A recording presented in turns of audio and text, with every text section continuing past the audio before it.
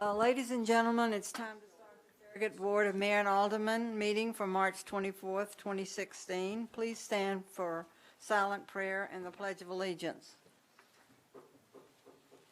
And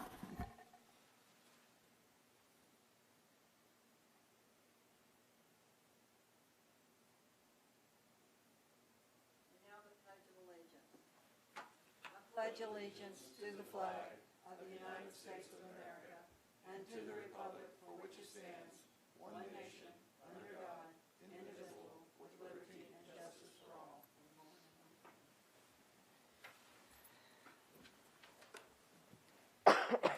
Our first order of business is the approval of the agenda.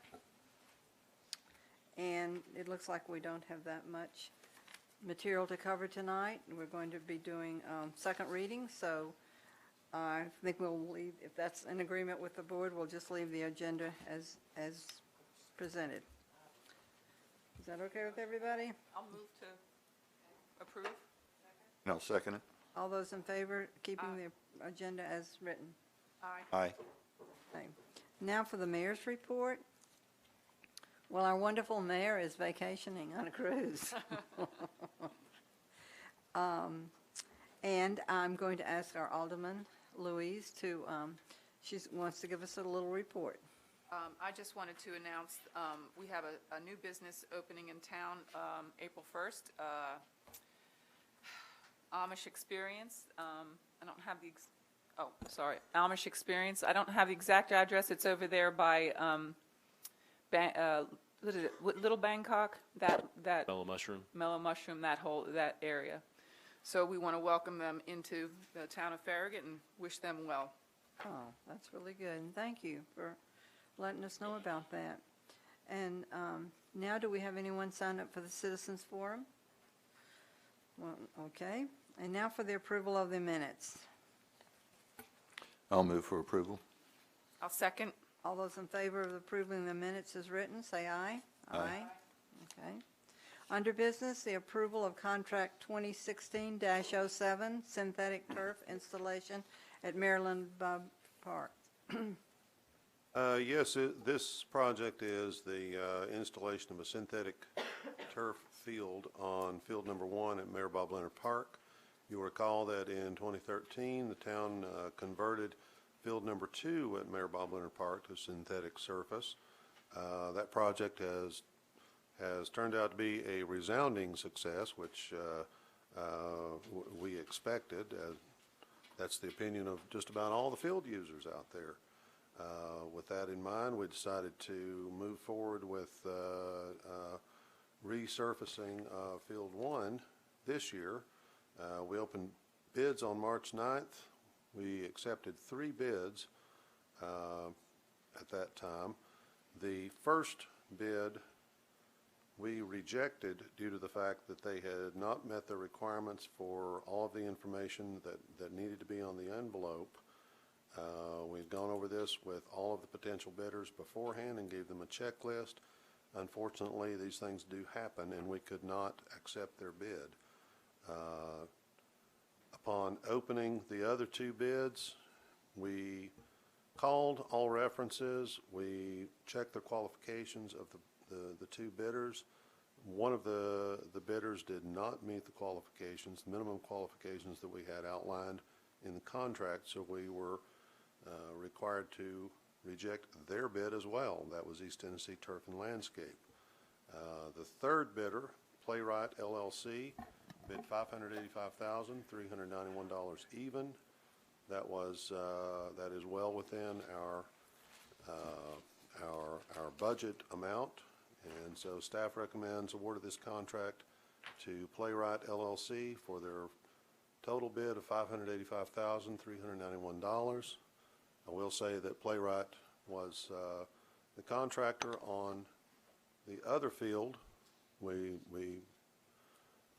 had a very good working relationship with them. They did a very good job, and we're very pleased with their work. Carol, what was the budget amount for it? Total budget amount was $800,000. Okay. And is this in keeping with, I know that there's different things you're dealing with, but is it in keeping with about what the other ones cost as well? I think so, yes. Darrell, is this the one and Sue, maybe you can address, is this the one we're looking for a grant, working on a grant application for? No. That would be the next bill, Okay, Bill 3. thank you. Mr. Smith, what would just, out of curiosity, some of the reasons why they didn't meet our qualifications, the other companies? The minimum qualifications were, for this contract, it was actually a very minimal qualification, was that the bidder should have completed 2 similar projects in the last 3 years as prime contractor. Now, this bidder, the East Tennessee Turf, they had been subcontractor on a few projects back around 2010, but I'm not really aware of more than one project they've done in the last 3 years, and I none of just those wondered were prime. what it might have been. Thank you. Are there any other questions from members of the board? I have none. Do I hear a motion to approve? I'll move for approval of contract 2016-07. Second? All those in favor? Aye. The motion passes. Now for ordinances, public hearing and second reading on ordinance 16-04. An ordinance to amend the text of the Farragut zoning ordinance, ordinance 86-16, as amended pursuant to authority granted by section 13-4-201 Tennessee Code annotated by amending chapter 2, definitions to change the definitions referring elderly housing and provide for new definitions. Okay, this ordinance is making certain amendments to Chapter 2 in the zoning ordinance. That's the chapter that talks about definitions. And these would replace some existing terms and update some others to be more in line with the Tennessee Code and with terminology that's current in the industry of namely elderly care provisions. This was reviewed by the Planning Commission in February and recommended for approval. And was approved on first reading 2 weeks ago, and the staff recommends approval of ordinance 1604 on second reading. Mr. Shipley, no, Yes, sir. no changes to what we approved on first reading, correct? No, sir, that's right. Any other comments from the board? Have none. Do I hear a motion? Motion to approve? I'll second. All those in favor of approval of ordinance 1604? Aye. Aye. Aye. Thank you. Okay, ordinance 16-05, an ordinance to amend the text of the Farragut zoning ordinance, ordinance 86-16, as amended pursuant to authority granted by section 13-4-201 Tennessee Code annotated by amending chapter 3. Specific district regulations, section 20, Community Service District S1, to provide for new provisions in sections 11, Multifamily Residential District R6, 12, General Commercial District C1, and 28, Open Space Multifamily Residential Overlay, to change the permitted uses. Okay, I promise the next time we bring ordinances to you, they'll be a little shorter, hopefully. This ordinance involves amendments to Chapter 3. That's the chapter in our zoning ordinance that provides for our different zoning districts. The biggest thing that this ordinance is doing is replacing our existing community service S1 zoning district language with new language that, again, updates that aspect of our zoning ordinance, brings the language in the ordinance more in line with our architectural design standards and our comprehensive plan, and it provides that district a little bit more flexibility and hopefully usability. It's really a rarely used district, and this again was also reviewed by the Planning Commission in February, and they recommended approval. It was approved on first reading, and the staff recommends approval on second reading. There have been no changes to it since first reading. Any comments from the board on ordinance 16-05? I I have move none. for approval. Second? All those in favor of this ordinance? Aye. Aye.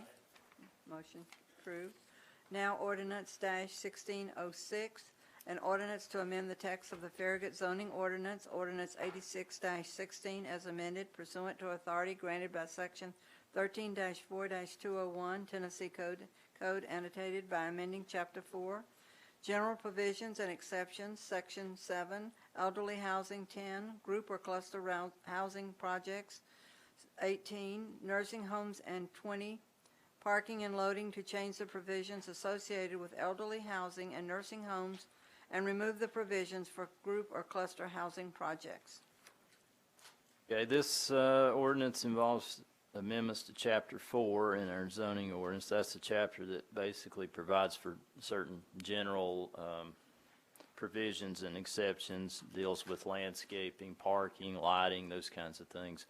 The biggest component of this ordinance is basically just to replace the elderly housing section with a senior living community section. Again, it's updating that aspect of our ordinances to be more in line with our design standards, our plan, and current industry use of senior living type developments. There's also some cleaning up of some of the language for nursing home provisions, and updating the parking and loading requirements as it would apply to our new terms related to elderly housing. This was also approved by the Planning Commission, recommended for approval in February, and was approved on first reading. There have been no changes to this ordinance since first reading, and the staff recommends approval on second reading. Any comments from the board? If not, do I hear a motion for this ordinance 16-06? Move to approve ordinance 16-06. Second. Those in favor, say aye. Aye. Aye. Motion carries. Now for ordinance 16-06, an ordinance to amend the text of the Farragut zoning ordinance, ordinance 86-16 as amended pursuant to authority granted by section 13-4-201 Tennessee Code annotated by amending chapter 4, general provisions and exceptions, We section just did 7. this. We just did this. Didn't we Oh. just do this? Oh, that's, Oh, it- oh, that, The next one, 1603. sorry, excuse me. That's all right. That was a continuation of no, that was 16. was. That's the third It's one. a novel Okay, got it. tonight. Okay. No, excuse me, y'all. This is the first reading for ordinance 16-03, an ordinance to rezone parcels 18 and 18.01 tax map 162 located at 1006 McPhee Road, approximately 6 acres from R1 to R2, and the applicants are John and Teresa Kirkland. This involves two existing parcels on McPhee Road, just south of the roundabout, of the southernmost roundabout on McPhee.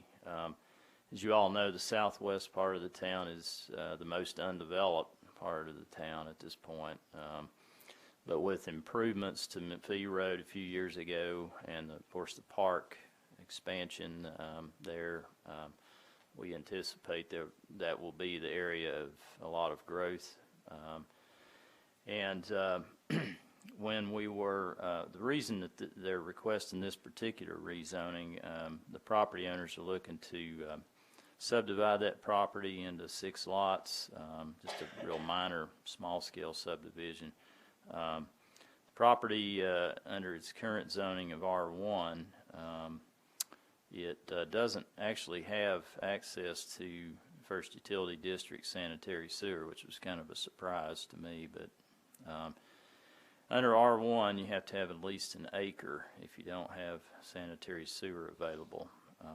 And under the proposed zoning district R2, you can go as low as 25,000 square feet, a little more than half an acre.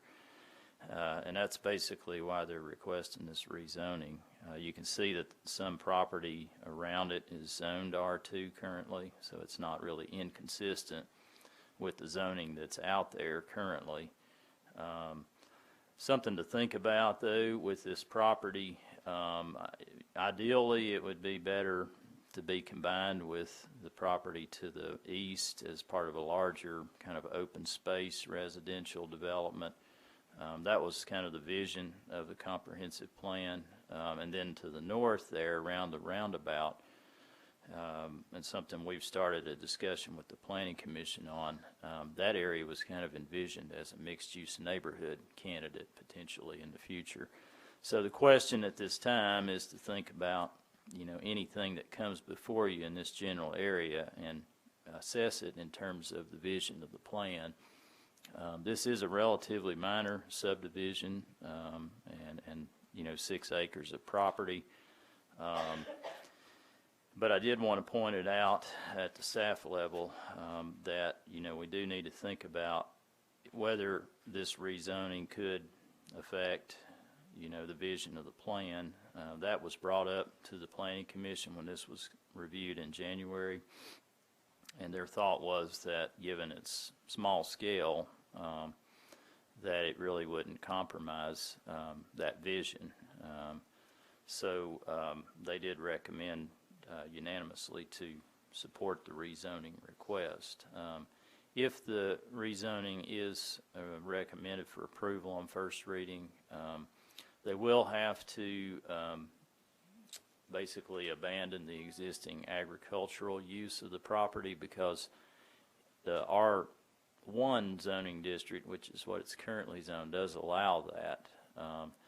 But R2, you have to have at least a minimum of 5 acres, and then it restricts the type of agricultural uses you can do even if you have 5 acres. And they understand that.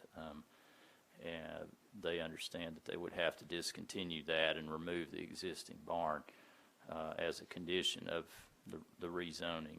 In fact, I probably wouldn't want to present this on second reading until that was taken care of, because we don't want to create a situation where we've established a zoning district on a property and now it has a non-conforming use. And they do, like I say, the property owners understand that. They're looking to sell it anyway and develop it into a small subdivision. So with that being said, that's the overview of this. If anybody has any questions, I can try to Are answer the those. applicants present here tonight? I think so. I did notify them earlier in the week about that. Any comments from the board about this first reading of this ordinance? I remember, I didn't have an objection to this, mostly because I know that the vision, looking at the land use plan, the R2 section behind it, the idea was maybe all that being a neighborhood, which would put us looking at the backs of homes along McPhee Road. And most of McPhee Road, the houses face onto McPhee Road, so I thought it was consistent that this small it's a relatively small subdivision, with the houses looking out, would have a more, a nicer look, I believe, than having to look at the backs of houses. So I didn't really have an issue with this, and the fact that it was the size that it was. I didn't think it would impact our land use plan. So I was fine with this. I guess I've got a question about how 12, I'm assuming there's going to be 12 homes on this property. No, 6. 6 at the most. There's an existing home, and then they're requesting to create, I think it's 4 new buildable lots and then 1 open space lot. Okay. That plat hasn't come before the planning So you commission. visualize all 6 homes facing McPhee Road? Yeah, Okay. all 5. Yeah, the existing one and the Did 5 we of them. have some kind of negotiation with their driveways, or? Yeah, they will have to have access, a joint access easement, so we don't have 5 separate curb cuts across our walking trail. Yeah. That was going to be my question. Yeah, you're right, yes. And those would need to line up with existing accesses on the west side of McPhee, and those are approximately 400 feet apart, and that's what the separation requirement is on an arterial road like McPhee. So then what would the acreage be for each house? Like 3/4 Well, of the an minimum would acre? have to be at least 25,000 square feet because it doesn't have sanitary sewer. But it also would be determined by in this case, Knox County, because they would have to make sure that the percolation would be appropriate for whatever sizes are created. I guess that was where I'm confused. If 25,000 square feet, which is a little over half an acre, and we've got 6 acres, that's why in my mind I was thinking there was going to be 12 homes, but Well, it's more that he had to have an acre, at R1, he had to have an Minimum. acre for the percolation, or for the, Septic. yes. So that's why he Okay. was rezoning. I have lots that will be bigger than 25,000. That's the lowest it could go under R2 without sanitary sewer. so I guess what we're looking at is a motion that would, subject to the condition that the barn be removed, is what we're, Yeah, the agricultural structure and use of the property in its current condition would have to be discontinued and abandoned. Do you want to make that motion? I've got one more question. Now, once we rezone this to R2, saying that it's approved, they could always sell it, and somebody could then put 12 units on it, correct? Well, the thing is, you'd have to, we'd have to just look at that as part of a subdivision plat, and it would have to meet the requirements of the subdivision requirements that would apply there. You wouldn't be able to get that many because the existing house is kind of situated in the middle of that.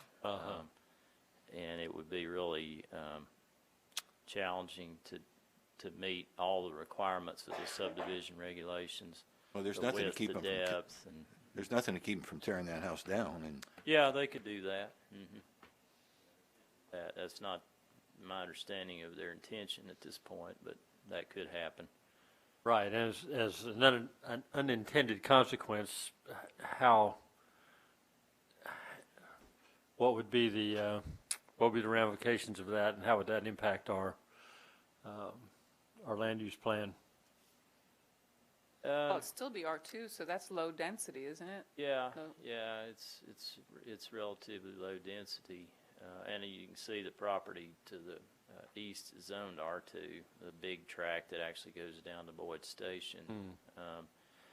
That would be something that, just like any matter that comes before, if it's a subdivision regulation matter, we go before the planning commission, and we would assess it as in terms of its impact to the plan, and make sure that, the action that's taken on that would not be inconsistent with the plan. So, We could still limit the number of driveway cuts. yeah, that will be set by the driveways and other access ways ordinance, and the owner knows that. They've known it from the very start, because I mentioned that to them. I didn't want there to be any surprises, that you get 2 access points on that, no matter how many lots you create, and Good, they have to okay. be 400 feet apart. Well, that answers my question. Thank you. Any other comments from the board? I have none. then I'll make a motion to accept, subject to the condition that the barn be removed before second reading. Okay, do I hear a second? Second. All those in favor of this ordinance 16-03? Aye. Aye. Okay, now we're going to hear from the town administrator. Thank you, Vice Mayor. I've got a few announcements tonight. First is on next Wednesday, March 30th at 9 o'clock in the morning, our Economic Development Committee is going to be holding a forum on retail development. We're going to be talking about our latest town center district zoning, our comprehensive land use plan updates, and we're going to have our retail consultants here from Retail Strategies to give the retailers and developers and any citizens that arrive an update on that. So if the board can make it and wants to attend, then certainly you're welcome. Also on Thursday, March 31st, from 7 to 9 p.m., in this room we'll have a discussion on impact fees.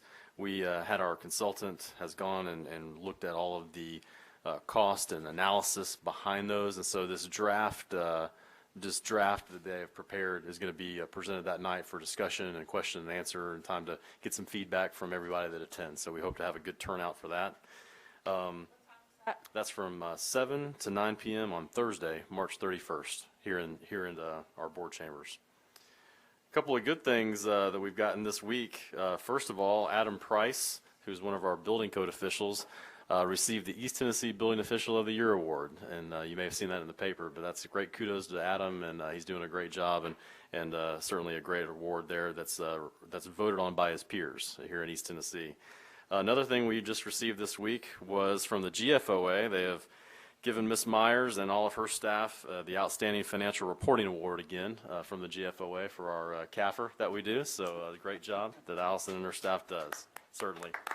Good job. Also this week, you may have seen in the paper that we're a very happy city here, the town of Farragut is, and we were rated Happy number people. 6.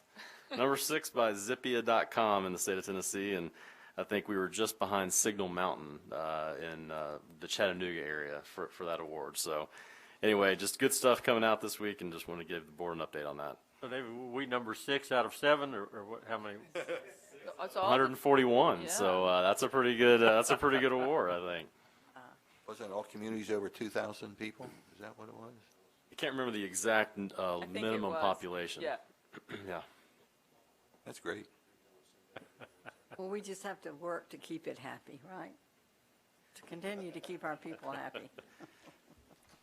That's all I have to report tonight. Well, thank you. Any other comments? Our town attorney is not here tonight, but as closing, I'd like to wish each one of you a happy and a blessed Easter, and safe travels if anybody is traveling. And the meeting is now adjourned. And the same to you, Vice Mayor LaMarche.